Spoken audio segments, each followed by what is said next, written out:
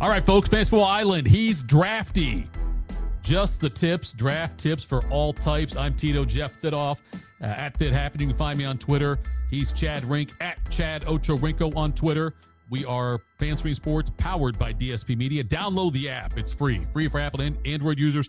We've got lots of new content coming out all the time. The Tim May Show, that's another one, too. Follow the Buckeyes on that. We have lots all the time that we have shows coming out, and you can get all of those on there right at your fingertips when they come out. It's the Fanstream Sports app, free for Apple and Android users. We are getting closer and closer. Draft season's here right now. I've already done a few of them. We talked about that. We're here in our new and beautiful live Columbus, Ohio studio. You wanted to do, I got the wrong one up here. Hang on. There we go. It's good. He's Drafty. Just the tips is where we're at now. I had the wrong overlay on there. Tim will kill me for that. Okay, Chad, just the tips. Now, we know there's different types of drafts. There's snake. There's auction. There's keeper leagues, all these different things, redrafts, fantasy, dynasty, all these things. Let's talk about some of the tips, though, for the drafts you do. Yeah, this is the best time.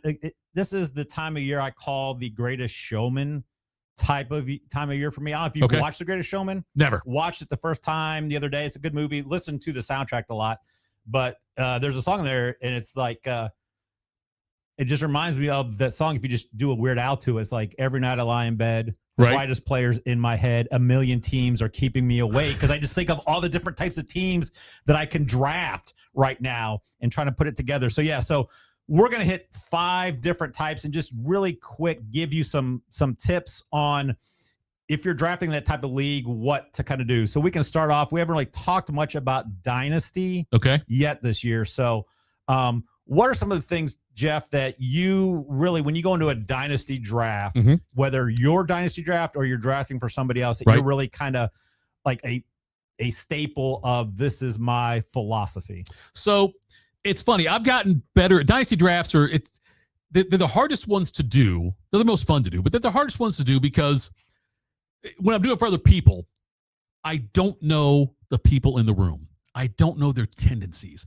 When you and I do our draft, and it's not an auction, but it's just like you and I doing a draft, though, it's for our league. Everyone knows everybody. We know about some of the trends, some of the things people like to do and don't do. But when you're in an auction type thing, that's what you asked about, right? The auction, dynasty. Okay, dynasty. Okay, in a dynasty draft, I prefer doing an auction for a dynasty draft, but it's going to depend also, though, Chad, on how confident you are in the league lasting. And what I mean by that, because I've done a dynasty league before that's broken up after 2 years. And you might try to plan for, this team's going to be so good in 4 years. I'm going to get this guy. This guy's hurt right now. He's going to miss this year. And you make your plans based on that. And you'll draft players, and you end up never getting to bear the fruit of that because the league dies or whatever happens. So you've got to have an idea of how long the league's going to last. And honestly, in dynasty leagues, you and I are one together. I never try to think more than 2 years out because I don't know. We're guys that are all over the country, and you and DeTemple, the ones I've met face to face. Everyone else I've never met in my life, and so I have no idea. It could end tomorrow. Right. So I never think more than 2 years in advance. Like in the league that we're in, though, we can do protectable players, all stuff. It's different because I know the league's going to be here for a few years at least. But other leagues like that, though, you got to know that before you go into your dynasty. See, that's a great point. I never really thought about that because I'm always trying to balance win now, future. And sometimes I think for dynasties, I lean more towards future, especially at the startup. Now, you brought up the point. If you're doing a dynasty startup, it has to be an auction. You have to let everybody in a dynasty league have the opportunity to get whoever they want. Yes. I was in a dynasty where it was just a snake and it sucked. It's just because like wherever you landed, that's where you are. And you really I like this guy, but I'm not going to be able to get him because I'm at the 108 or whatever. So that must be it. So it's that balance. And I really like getting the younger guys for that, not just all rookies, but second, and it's really for me with dynasty, it's going more wide receiver heavy than running backs. And I just like the younger running backs and then just try to load up on the wide receivers because I think in a dynasty, those guys are going to last longer. But that's a great point. Just think 2 years out. So don't want to get too, because that would be bad if you was like, hey, this team's not doing it. I am making moves, and now I've got like, especially if you're in like, I'm already thinking 2027 because it's like, yeah, I want to get Smith. So if you're already making moves, like, okay, I've got 3 first-round picks in 2026, I've got 2 in 2027, and then the league folds this year, right? You would be so mad, and stuff. So that's a good point. So we kind of dive into. We just talked about it, but auction drafts. Auction drafts, I think, are my favorite. But they're also the most difficult, especially if you don't know the tendencies of the league and you've not done an auction with the people before, because you don't know how, like, because, you know, some leagues are like, okay, this guy loves the Steelers or he loves this team, and he's going to overpay for this guy. So in auction drafts, there are certain guys I really want to target. These are these guys, and then I will kind of go after them. I don't like spending a lot on quarterback. And really, I kind of set with running backs. Like, I don't like spending X, depending on what you have. I don't like spending more than X amount of dollars on running backs, just because they're the most, they can get hurt. Right. And then the other thing I like to do, but you got to be careful with auction draft, is I like to throw people out. I like to throw people out that I don't even want to get that going, especially like at a tight end or quarterback early. But then I also like to bid guys up that I don't want. Sure. If you see it kind of going. Don't get stuck. But yes. But that's the thing. You can't. And those are tricky, because you're just trying to hit the button. And then you're going like, I'm going to go to 16. I'm going to go to 16. And then someone put in 42, and then you hit it, and it's 43. And you're like, oh, no. I got to have Travis Kelce for 43. Right. That's a good. Yeah, you're right. That does happen. And I've done so many auctions. I've done them so many different ways. Like, there's been a couple where I go big on like 3 people, and then you have to wait, and and then you fill out later on. There's other ones where I've waited and been the last person to get a player, but then end up with money in the bank still, which you don't want to have happen. Even though your team might be great, it's just a bad look to have money left over. When everyone gets done and you've got your whole team there and you've got like $13 left, you screwed up somewhere. Then you go back in your mind and think, you know what? I could have been $5 more on this guy and gotten it and still have the same team I've got. Yeah, that's the key, is don't have money left over. Right. And when we do that, that's one of we just got the email like, hey, spend all your money. Yeah. And I remember last year, the one draft that I really did not probably, that I felt the worst about. The one guy said I feel bad, because he said the one guy that he really wanted was Saquon Barkley. Oh. And so he was up early. So like everyone saw their money, and it was getting like 45, 48. And I'm like, I Barkley I just don't, it was like a $200 total. And so I opted out. Like, I can get guys later. And the one guy that I really kind of liked, and he only ended up going like probably $8 less than Barkley, it's Travis Etienne. Oh, so that guy's probably gonna like not request me to draft. What if that's the guy? Because I got one sent to me by for Fantasy Draft Proxies for this past weekend, and in the notes they put out there when they signed it said, make sure you spend all the money. Yeah, I got that. I don't want any money left over. Oh, the guy specifically said that. What if that was the guy that you drafted for last year? And he said that jerk. No. He told me that he said Bijan Robinson's the guy I want the most, and he said get him. Yeah. I think he went for $68. Yeah. See, I think part of it was like I wasn't big on Barkley. I like Barkley, but not we didn't see it coming. So if I align with the guy, then I'm like, oh yeah, that's great. Right. But so it happens. And if you wait on quarterbacks, you can get them pretty cheap in that too. Yeah. You know, don't the quarterback, the tight end thing, you know, don't swag it. But I'm like you, like if I have no intention of taking whatever insert stud running back or receiver here, I will put them out there right away with like a $13 bid and just sit back and watch the chaos unfold. Exactly. Yeah. All right. One that I like a lot is I like the keeper league a lot more than dynasty sometimes. Like dynasty, I think you really have to be close friends with people and really make that commitment. Keeper leagues are fun because if you get a sleeper guy, like if you got Chase Brown in, I don't know what round, like if you got him in the 10th round, and a lot of keeper leagues, depending what your rules are, then you get to just have him. My brother's in one, like wherever you drafted the guy, then that's the round you lose. Right. Yeah. So that's where you have to, in a keeper league, really, if it's that type, because I had one, I saw it was it on Facebook or something, where a guy was like, he was trying to just put out, hey, who do I keep? It was like Chase for a 1st round pick, McConkey for the 11th, JSN for the 10th. And then there was like, there's a couple of other guys, and I was like, I would take Chase. Yeah, I think I would too at that point. You just have because you still get your number one pick. Right. You lose your number one pick. And he was at 07. That was where his pick was. Sure, yeah. And so people kept saying McConkey. I'm like, you could still so if you have to lose a draft pick, the key with the keepers is what am I losing to keep this guy? And then these other guys, if I want them, can I still get them? Sure. Yeah. And then other keeper leagues like ours is fun. You just got to keep a quarterback, running back, receiver. Those you just keep your best guy. Yeah, and we've got limits on that. Like I like our format too that you can't keep a guy for more than 3 years unless you draft him as a rookie. You can keep up to 5 then. But yeah, I like that part of it though too. But you're right, dynasty leagues though, and then you're just doing a rookie draft every year.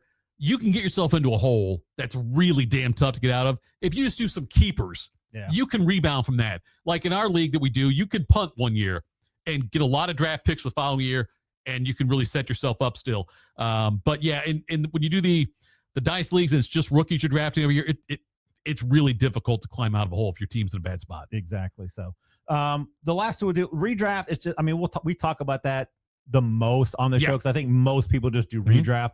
So really with redraft is the biggest thing I can do is just do a ton of mock drafts. If you know ahead of time where you're drafting, then just practice. So you kind of see where guys are falling. Right. And then know your league mates because you know certain guys, like this guy's always going to take a quarterback early. This guy loves this guy. So knowing how your league mates draft and then just practicing. I enjoy a lot of the ones where I don't know where I'm drafting. Like the one down in Cincinnati, we don't know until we get down there where we're drafting, which is kind of fun. And so a lot of times just going through mock drafts at different positions and with redrafts, just mock drafting is try different things that you wouldn't do. Like if you take one of the stud tight ends, see how your team looks. Are you going to be happy with it? Right. If not, then one of the things like I was going to look at because I was listening to another podcast and they're talking about a tip is don't take a quarterback and a tight end like both in like top 5 picks in those one positions. And I did a draft and like if you take like a Bowers and Hurts, like it's a weird mix of that draft because you're taking Bowers in the second, Hurts in the 4th, right? And so it's a weird type of draft. So with redraft, the biggest thing I think is just do mock drafts. Yeah, I think you're right. Yes, the redraft, do mock drafts on that one, and then it always changes though based on you're doing a redraft league. Is it online with people over the place? Is it in person? Yeah, that changes things too. And because if everyone's local, like we draft here in Columbus, and if you do a draft here live with people, there are some Buckeye homers here that will overdraft Buckeyes. We know that going in. If you're in a draft with if the draft you got guys over the place, there's a guy that's drafting out of Dallas. He's going to overdraft Dallas. It's just going to happen. It's just inevitable to happen that way because we'll like our guys better. So know that going in. And also, and this is the biggest tip for any draft I can give you, know the scoring system inside and out because there's drafts I've done for people where it's standard scoring PPR, but 4-point passing touchdowns that are taking quarterbacks in the first round. Why? Because Mahomes, look at Jalen. That's fine. You don't, if it's a 6-point passing touchdown, I get taking quarterbacks early. If it's a super flex, you can start a quarterback in a flex spot. You're going to draft 2 quarterbacks early. Most of the time though, I'm not going to draft quarterbacks until later. It's just the way I'm going to do it. So know all of that stuff. This one league I'm drafted for the night, Tim or Chad, you got 0.2 points per carry. That plays into it. Yeah. Or if you get the other one had tight end receptions were 1.5 PPR. Yeah. Know all of those things because that changes how you're going to draft. Yeah, and that's it. That's just it. It's huge. Know the rules because if it's something new, you're just the first time in this league. Yeah, go read them through because there's going to be stuff like that where you didn't know 0.2 per carry. That's huge. Yeah. Point perception, the tight end premium where you get 1.5 for reception or something. Yes. 6-point touchdown. Is it a super flex? Because any super flex, you're going to want to start a quarterback almost 98 out of 100 times in that spot. So quarterbacks are going to get bumped up early.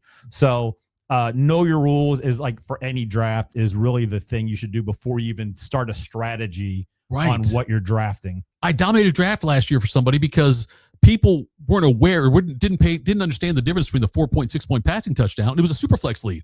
And I got the guy, Josh Allen, Joe Burrow. Yeah. It's like that right there's a league winner. Doesn't matter what else you do. No, exactly. Doesn't matter. You're going to win with those two guys. You're starting quarterbacks, and then you guys will draft a quarterback after that, and then wait a while. No, you want to get two early in Superflex 6-point passing touchdowns. Exactly. You absolutely want to do that. Do all your research as many mock drafts you can.